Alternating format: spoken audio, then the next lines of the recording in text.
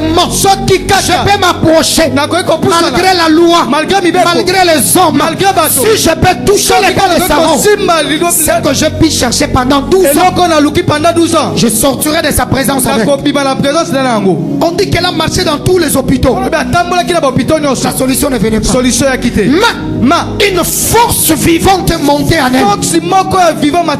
Devant l'impossibilité, devant la loi, devant la lapidation, elle s'était levée. Elle a posé le pas. Ça s'appelle le pas de foi. Je viens ce matin dire à quelqu'un, c'est toi qui es arrivé à la fin. C'est toi qui es arrivé au bout. Dieu m'envoie te dire ce matin, pose encore le pas. Pose encore le pas. Pose encore le pas.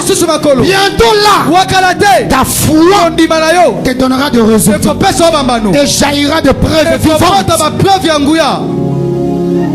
Vous connaissez la suite. Elle s'est approchée. Elle a touché le pas de Saron. Jésus retourna et dit, quelqu'un m'a touché. Ah, les disciples se moquèrent de lui. Il dit, Jésus, regarde comment tu es entouré. Tu es même secoué. Mais tu dis, quelqu'un t'a touché. C'est là où Jésus révèle.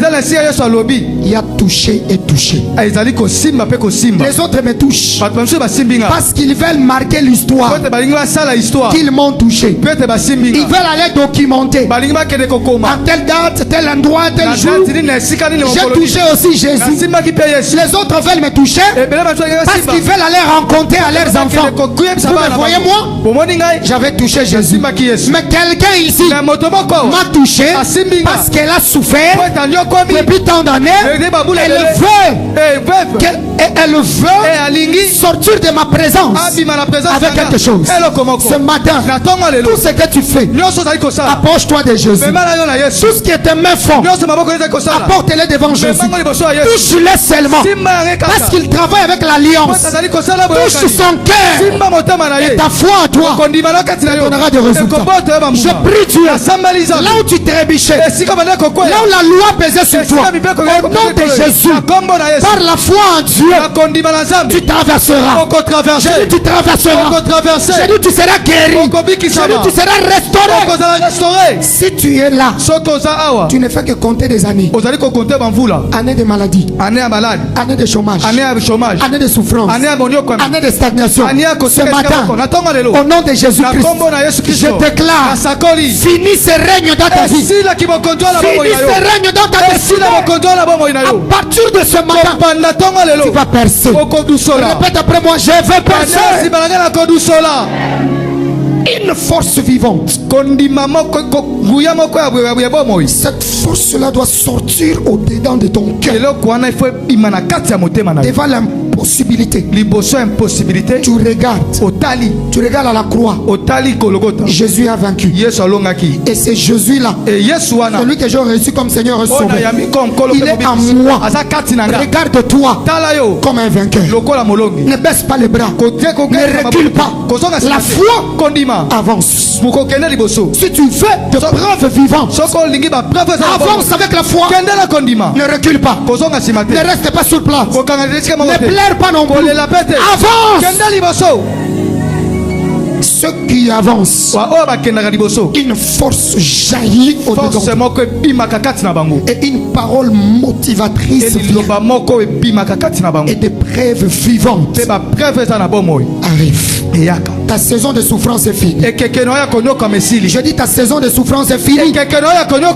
Deuxièmement, la foi. La foi, c'est prendre ses responsabilités d'alliance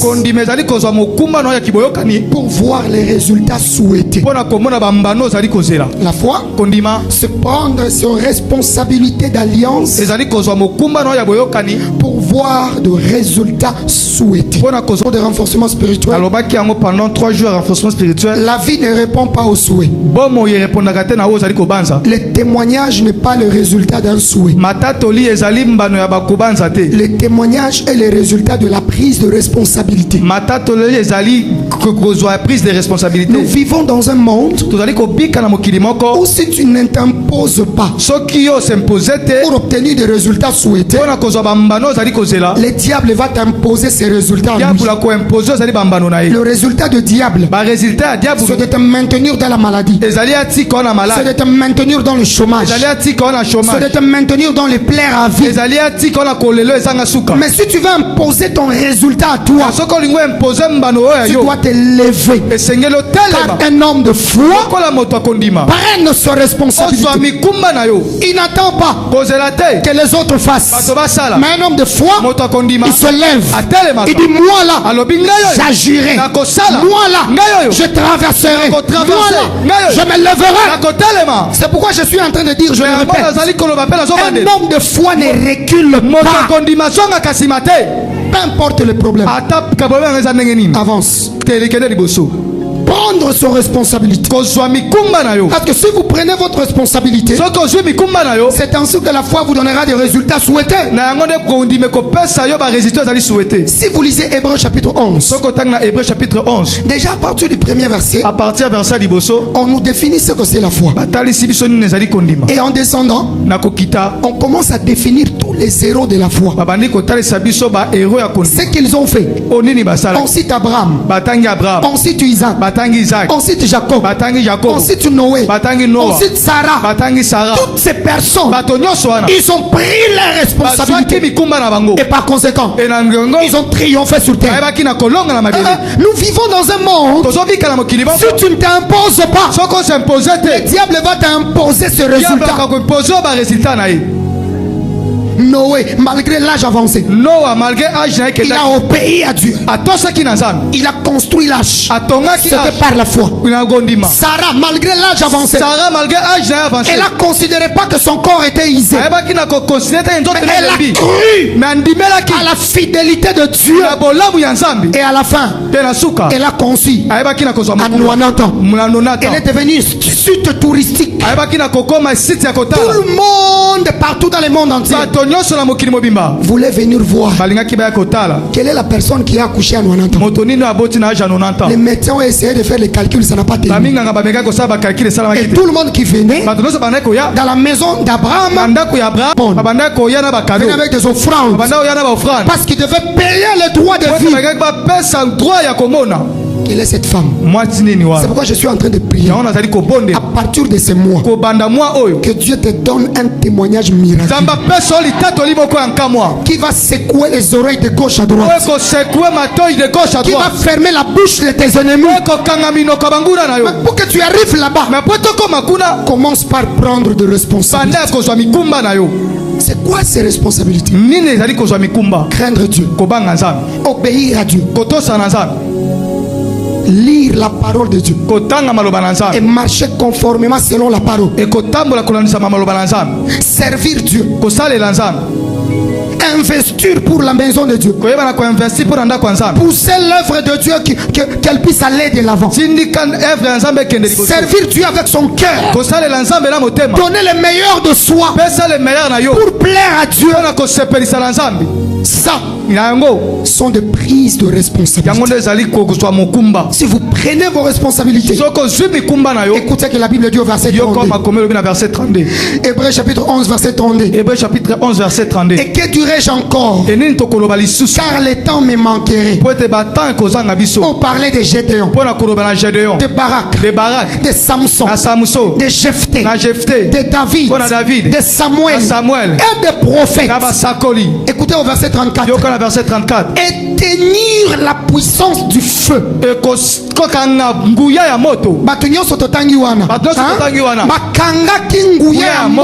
Bien. Échapper au tranchant de l'épée. Guérir de leur maladie. Furent vaillants à la guerre. Mirent en fuite des armées étrangères. Non, Bakimisaki Mampinda ya Bambuna. Toutes ces personnes, tous ces héros, Pourquoi ils ont obtenu ce genre de résultats? Parce que ils ont pris les responsabilités et ils se sont imposés. Prends tes responsabilités.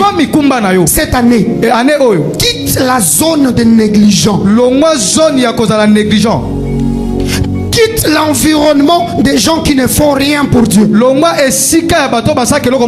Commence à te soumettre à toutes les instructions de Dieu. Commence à obéir aux instructions de la croissance qu'il y a la lecture de la Bible. Prends tes responsabilités de gêner et de prier comme les héros de la foi ici. Ton nom sera cité dans ta famille. Ils diront, si aujourd'hui nous sommes comme ça, c'est à cause des dieux de on met ton nom. À cause des dieux de on met ton nom. À cause des dieux de pourquoi? Si une seule personne est sauvée, elle sera sauvée, elle et tous les membres de sa famille. Tout est là en voisin, c'est soit responsabilité.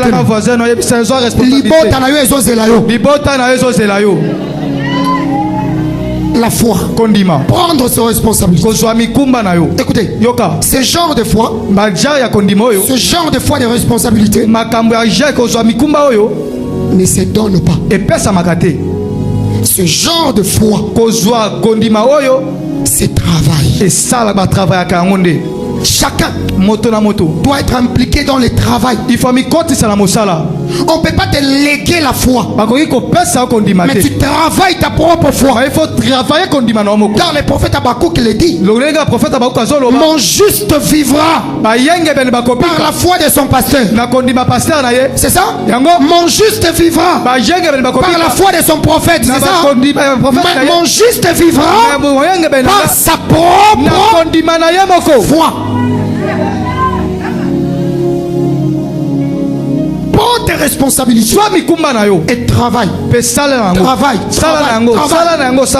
Pas aucune victoire ni performance n'est possible sans la foi. C'est la foi qui t'amène à la performance. C'est la foi qui te conduit à la victoire. Parce que la foi, c'est un chemin en sans retour. Quand vous empruntez les chemins de la foi, allez-y. Même si vous rencontrez des épines, les épines ne vont pas pénétrer. Même si vous rencontrez l'eau, comme la mer rouge, elle ne te submergera pas. Même si tu traverses le feu, le feu ne te brûlera pas. Mais ce que je sais, à la fin de ta foi, le Seigneur te donnera un témoignage pour que tu puisses réconforter les autres. Je prie Dieu pour toi. Toi qui as failli abandonner, recevez la force de progresser, recevez la force d'avancer, recevez la force d'aller de l'avant. Et à la fin, tu auras un témoignage. Si tu crois, dis amen. Troisièmement, la foi. La foi, se rester attaché à Dieu et à sa parole jusqu'à ce que la vérité triomphe. Rester attaché à Dieu et à sa parole jusqu'à ce que la vérité va triompher. Devant chaque homme, on rencontre deux choses. Premièrement, il y a de réalité et il y a la vérité. La réalité, c'est ce que vous rencontrez maintenant. C'est ce qui est difficile pour vous là. C'est une réalité. Mais ce que je sais, toute réalité est passagère. Mais la vérité reste oui et amen. Parce que la vérité est lui-même Dieu. La vérité c'est lui-même et sa parole. Alors que vous traversez une vérité devant une réalité, n'ayez pas peur. Car la réalité finira par passer. Mais la vérité ne passera pas. La vérité semblera t'abandonner. Mais à la fin, la vérité te dira, c'est moi qui ai trié. Elle arrive lentement, mais sûrement elle te conduit au bon port. Je déclare donc pour toi, à cause de ta foi en Dieu, la vérité va triompher dans ta vie. La vérité va triompher dans ta vie. Les rapports qui t'ont donné là, ce ne sont que des réalités. Les médecins t'ont dit ce qu'ils ont vu. Ce n'est qu'une réalité. Il était peut-être fatigué. Peut-être qu'il était frustré. Peut-être qu'il imaginait ce qu'il est en train de te dire. Et toi, ça a commencé à t'infecter. Devant chaque réalité, recherche la vérité. Que dit la Bible au sujet de ce que je traverse? C'est pourquoi j'insiste, chaque vainqueur doit voir la Bible, doit aimer les Écritures. Je l'ai dit la fois passée, ton ignorance par rapport aux Écritures, c'est ce qui est la force de tes ennemis. Mais ta connaissance par rapport aux Écritures est la faiblesse de tes ennemis. L'homme qui connaît, le diable ne vient pas le troubler, parce qu'il sait comment tu te lèveras avec la connaissance de la parole. Ne continue pas de venir à l'église même brebis. Ne continue pas ta vie avec Dieu comme ça. Cherche-toi une Bible. Ta vie, elle est définie dans les Écritures. Donnez-moi un amen. Ta destinée est liée aux Écritures. Parce que tu vas rencontrer des réalités. C'est la vérité que tu tueras des Écritures qui t'aidera à triompher. Je te vois triompher au nom de Jésus. Oh, je dis, je te vois triompher au nom de Jésus. La Bible dit dans Jean chapitre 21, verset 3. Jean 21, verset 3. Jean 21, verset 3. Simon Pierre leur dit, je vais pécher. Et il lui dit, nous allons aussi avec toi. On parle de petits enfants. Ils sortirent et montèrent dans une barque. Et cette nuit-là, ils travaillèrent mais ils ne prirent rien. Quelle désolation. C'était une réalité. Pierre expérimentait de la pêche. Il y a des petites fillettes à côté de lui. Et elle aussi voulait du poisson. C'est pendant qu'elles avaient faim. Mais quand elles ont vu Pierre vouloir aller prêcher, elles aussi ont voulu aller avec Pierre. Elles sont parties. Mais cette nuit-là, la Bible dit ils n'ont rien trouvé. Écoutez le verset 4. Le matin étant venu, Jésus se trouva sur les rivages. J'aime la présence de Jésus. Là où il apparaît, il m'aime faire la frustration. Je sais que c'est Jésus là. Je ne sais pas si quelqu'un me comprend. Je sais que Jésus est ici. Même si oyake wana mawa, oyake wana soni, oyake wana kolela, parce que Yesu azalia, azolongolo soni, azosilisa kolela na, azozongiselo esengo, esikosekao operda kilelo, azozongiselo yango na kombo na Yesu.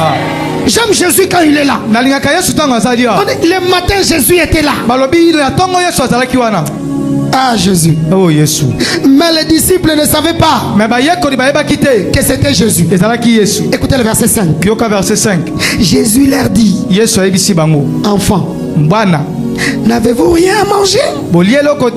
Il lui répondit, non. Vous savez, quelqu'un qui a déjà connu un échec, il est dans sa désolation et vous venez lui poser la question, comment ça fait mal? Comment ça fait mal? Quelqu'un qui est déjà en train de jouer et du coup quelqu'un vient, il te pose la question, hey, tu as joué? Comment ça fait mal? Mais j'aime Jésus. Quand il te pose la question qui te fait mal, c'est pour traiter un problème et te rendre le sourire que tu as perdu. Le verset suivant, Jésus leur dit, jetez votre filin tel côté. Et la Bible dit, ils jetèrent leur filin et ils prirent beaucoup de poissons. Devant une réalité, mais ils ont fait confiance à Dieu et à sa parole. À la fin, leur famine a été comblée par le fait qu'ils ont pris beaucoup de poissons. Cette réalité dans laquelle tu traverses, elle ne te tuera pas. Je veux dire à quelqu'un, cette réalité ne t'enterrera pas. Les médecins t'ont dit c'est fini. Nous ne savons plus quoi faire. Ce prostate là va te tuer. Il y a un Dieu ici. Il y a son corps et son sang ici. Ce matin, si tu crois, le retournement des situations peut commencer. Ce matin, quelque chose peut arriver. Alléluia. Cependant, la foi elle est puissante. Nous avons dit elle est une force vivante. Tirée de la parole vivante pour donner des preuves qui soient vivantes. Quelle est la puissance de la foi? À quoi pourrons-nous mesurer la capacité de la foi? Retenez ceci. La foi c'est d'abord reproduire ton paradis sur terre. Écoutez, nous vivons sur terre avec la mission de savoir qu'un jour nous allons partir. Mais il y a des choses là où nous partirons, nous n'allons pas bénéficier. Mais ces choses nous ont été données ici sur terre. Lorsque tu as créé Éden, Éden c'était le lieu de l'abondance de Dieu. Il y avait tout pour satisfaire aux besoins de l'homme. L'homme ne pouvait pas souffrir. Cependant, quand Jésus est venu, il est mort sur la croix. Il a restauré l'Éden de l'homme. Car nous ne sommes plus sous la condamnation. Maintenant nous sommes libres en Jésus. C'est-à-dire, nous devons vivre notre ciel sur terre. La capacité de la foi de reproduire par le fait que se rendre Jésus réel dans notre vie. La foi rend Jésus réel dans notre vie. Écoutez, vous ne pouvez pas continuer à porter Jésus, Jésus, Jésus sans avoir l'impact de Jésus. Jésus mais avec sa maladie. Jésus avec son chômage. Jésus avec la stérilité. Jésus avec la pauvreté. Non, Jésus est venu pour te